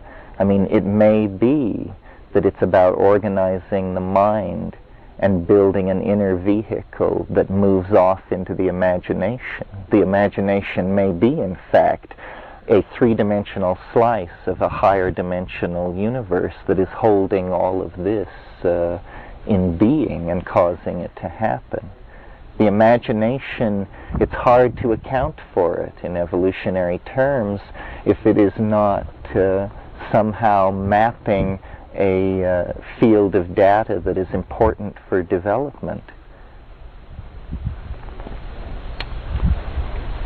So that's that notion, the notion of the importance of psychedelics in the formation of this species and the continuing formation of the cultural design. I think what the psychedelics do is they decondition from cultural programming and allow models to be replaced at a much greater rate of speed, so that the culture that uses psychedelics can trim itself to every historical current. And this is really the challenge of the future. We are moving as a culture faster and faster through the temporal medium, through the historical space, and this is creating a compression of events, and it's almost like an airfoil approaching the speed of sound. There is a wave of concussive shock building in front of our culture, and we have to almost redesign ourselves in mid-flight in order to push through that barrier and into the different order, the different set of laws that will prevail once we have gotten through that. But this whole sense of everything accelerating and of all historical input being intensified and all previous times being somehow co-present, this is the phenomenon of the winding down of a universe, or the building up of an eschatological shock wave in front of a vehicle that is trying to transit out of history and into some kind of millenarian space that is not subject to the anxiety that history involves. And that's what the whole crisis and around the millennium and the whole 20th century really is about, is this effort to create a complete summation that can also be used as the force to propel us beyond everything that we have been or thought before, because there's obviously no other escape from the culture crisis. It is that kind of situation is called a forward escape. It means the only thing you can do is move forward into the crisis at ever greater speed, because the only solution is to pass through it and move beyond it. And as we move toward the millennium, and as the intelligence of our machines, the size of our databases, the desperation of our politicians, the intensity of the visions of our visionaries, all of this will build to a crazy concatenacious climax. It can't be any other way, because Christian civilization has wired us up for these things at the end of every 1,000-year period. I mean, in the year 1000, everything just went haywire. I mean, people stood in the streets for months gaping at the sky. No work got done, There was such an imminent expectation of the onslaught of the millennium.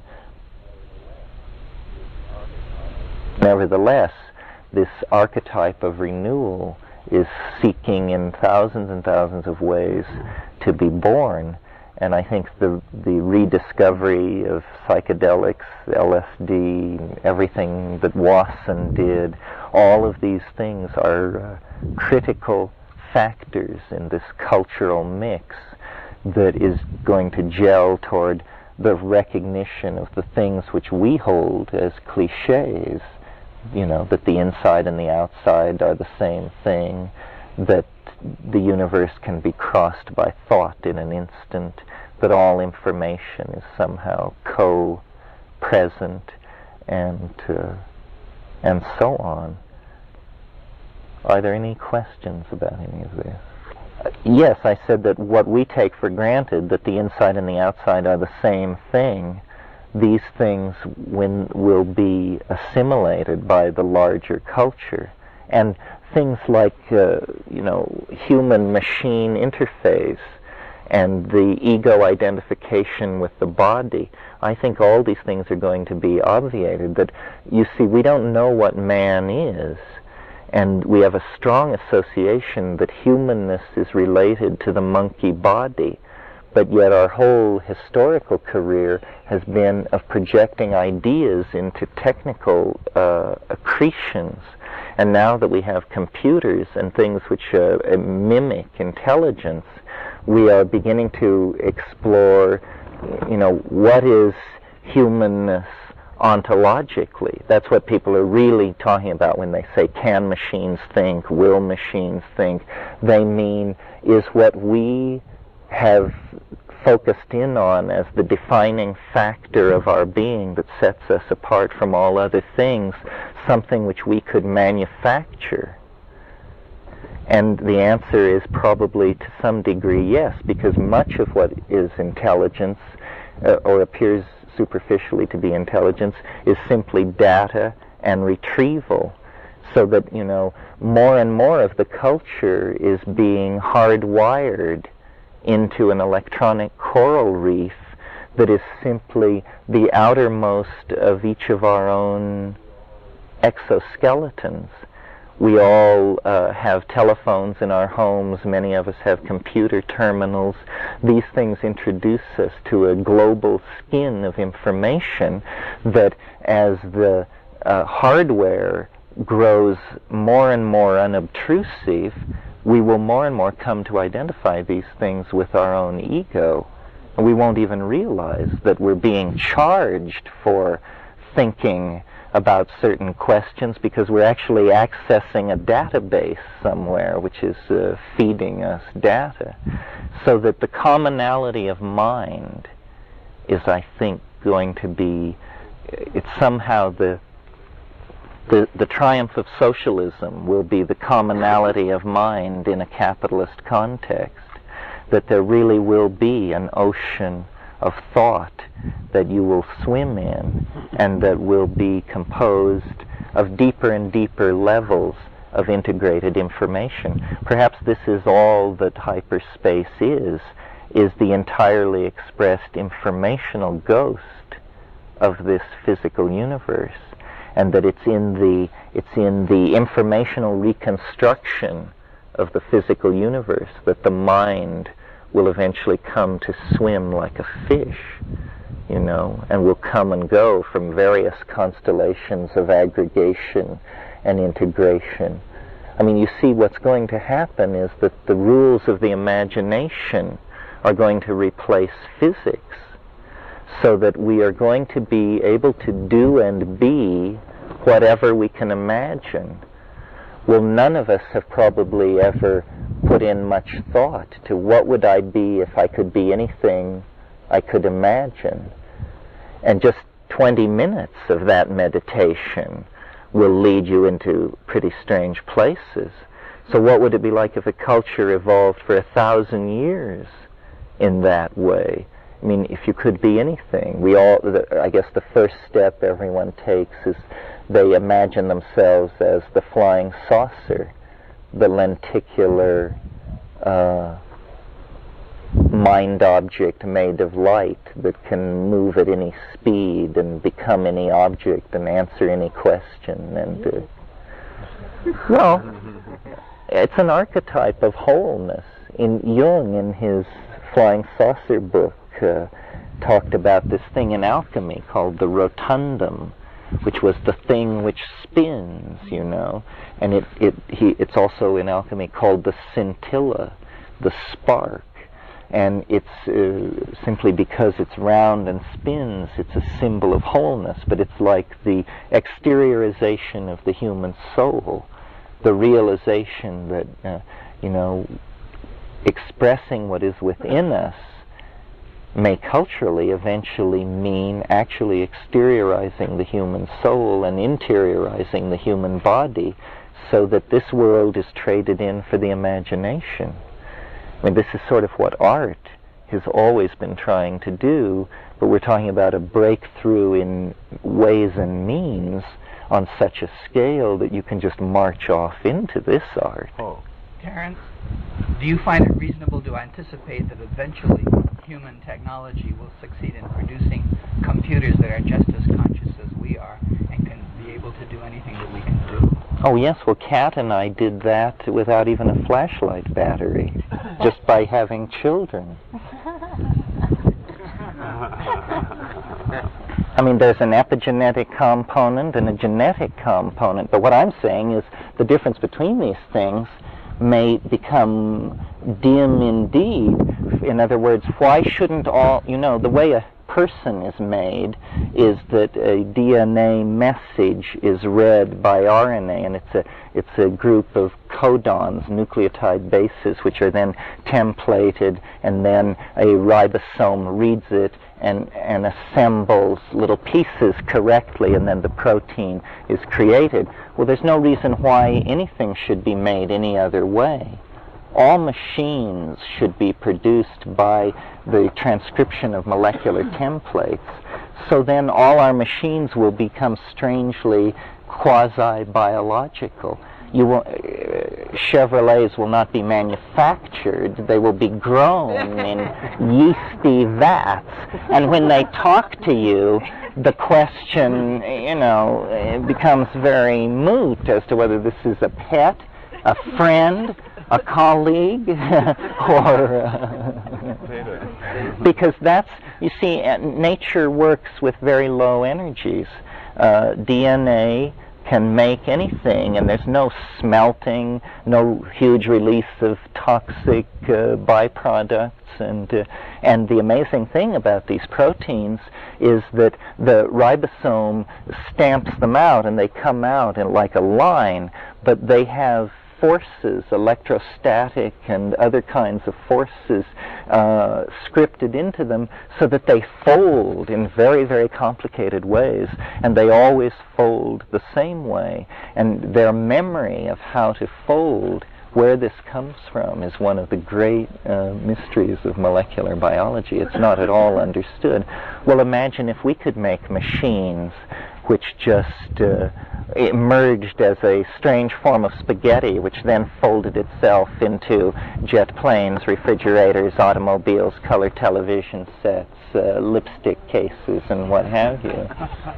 This has to do with my notion that really the next evolutionary leap is, well, I shouldn't call it an evolutionary leap because it's a leap in epigenetic development, but is what I call the genesis of visible language, that there is an ability just under the surface of human organization waiting to be coaxed out either through yoga or slight genetic engineering or something like that.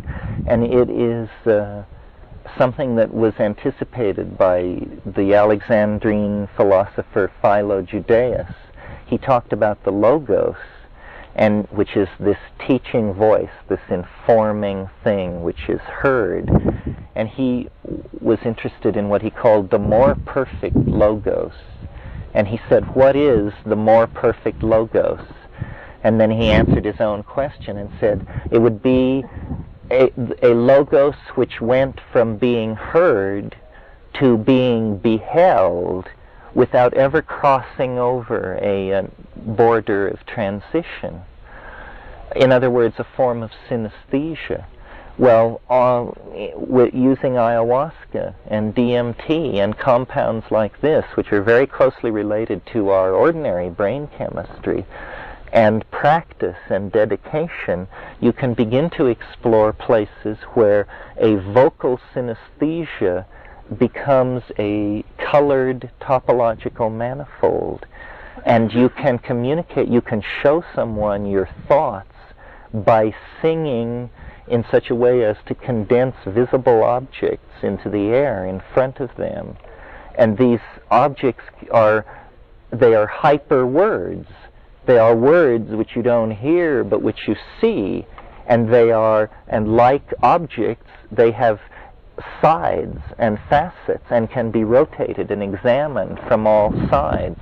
Well, now the biases in our language that cause us to say things like, I see what you mean, when we mean, I understand you fully, shows that we really place a greater emphasis on seeing the truth than on hearing the truth.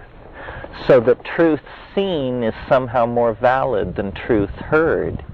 And ayahuasca is a perfect example of a plant which communicates with a visible language.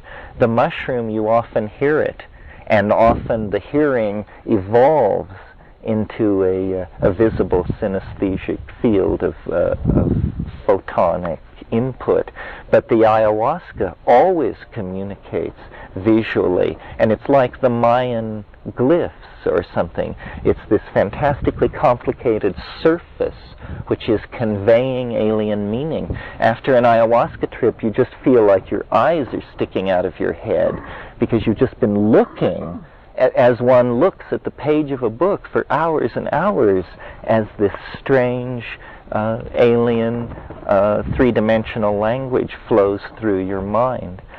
But I believe that this is a human ability just under the surface, and that in psychedelic states of mind this happens to people. This is why all the fiddling with glossolalia. It's in the hope of reaching, that concordance of chemistry and the moment that will allow this to happen, because it's for some reason very satisfying. It's like an utterly harmless siddhi. It seems to have, it is true magic, and the person doing it is utterly transported by their ability to project visual beauty, but it appears to have no use other than entertainment of oneself and others. But eventually, when it is integrated as a cultural mode, I think it is what telepathy will be. Telepathy will not be hearing other people's thoughts in your head. Telepathy will be when you switch into the language that lets people see what you mean. It'll be the see what I mean language.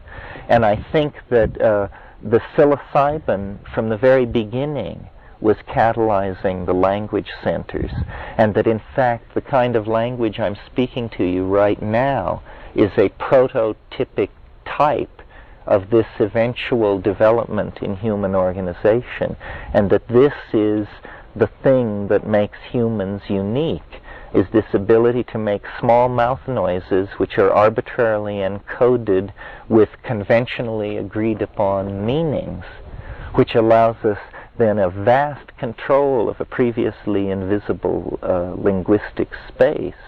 And it's in that linguistic space that we have erected our cathedrals and conducted our pogroms and gone about all our forms of business. And becoming aware of this, of language as a thing to journey into and language as a thing to avoid the pitfalls of. To be, the Buddhists say awareness of awareness. Maybe it's easier if one thinks of it as awareness of language. I wanted to pursue this thing of the visual language, because they'll have their mouth open and there will literally be these beautiful things coming out of their mouth with flowers, and they interpret it as flowery speech, but perhaps they were in fact doing what you're talking about. Oh. Well, they don't interpret it as flowery speech, they call it that. But yes, I think that's what it must have been. This is all very puzzling to me, and if anybody knows, if anybody is an acoustics person, or I don't know what's going on exactly, but the question of what is voice, and what can you do with self-generated sound? How neutral is it to your own organism? In other words, any of you who read The Invisible Landscape, the theory in there is that you take a certain drug, a certain plant, and you hear an interiorized tone, which is not a psychological phenomenon, but rather it is actually the electron spin resonance of this highly biodynamic molecules by the millions entering into the synaptic cleft and competing with the endogenous transmitter there for uptake, and that this is molecularly real and hence can be treated as a variable to be manipulated with the input of other kinds of sound, such as sound which cancels it or sound which reinforces it, to then manipulate these molecules in one's body. And this is really, I think, the frontier of shamanism worldwide, that everybody is trying to figure out how far you can go with sound and what you can do with it, and also how dangerous is this, how permanent can some of these brain changes be, and what is the mechanism? You know, is the electron spin resonance thing pretty close to it, or is that just a myth, and that an entirely different set of coupling mechanisms are making that happen? But all of the ayahuasca shaman are great hummers and great controllers of their voice, and you know, they do operate on your body with light and sound, and there are sounds which can slice into your body, and it seems to me this is where experiential and experimental work with these things should concentrate, to try and understand just how much of humanness can we take control of, how bound in are we, what do these special abilities mean, and what traditions, if any, have anticipated them.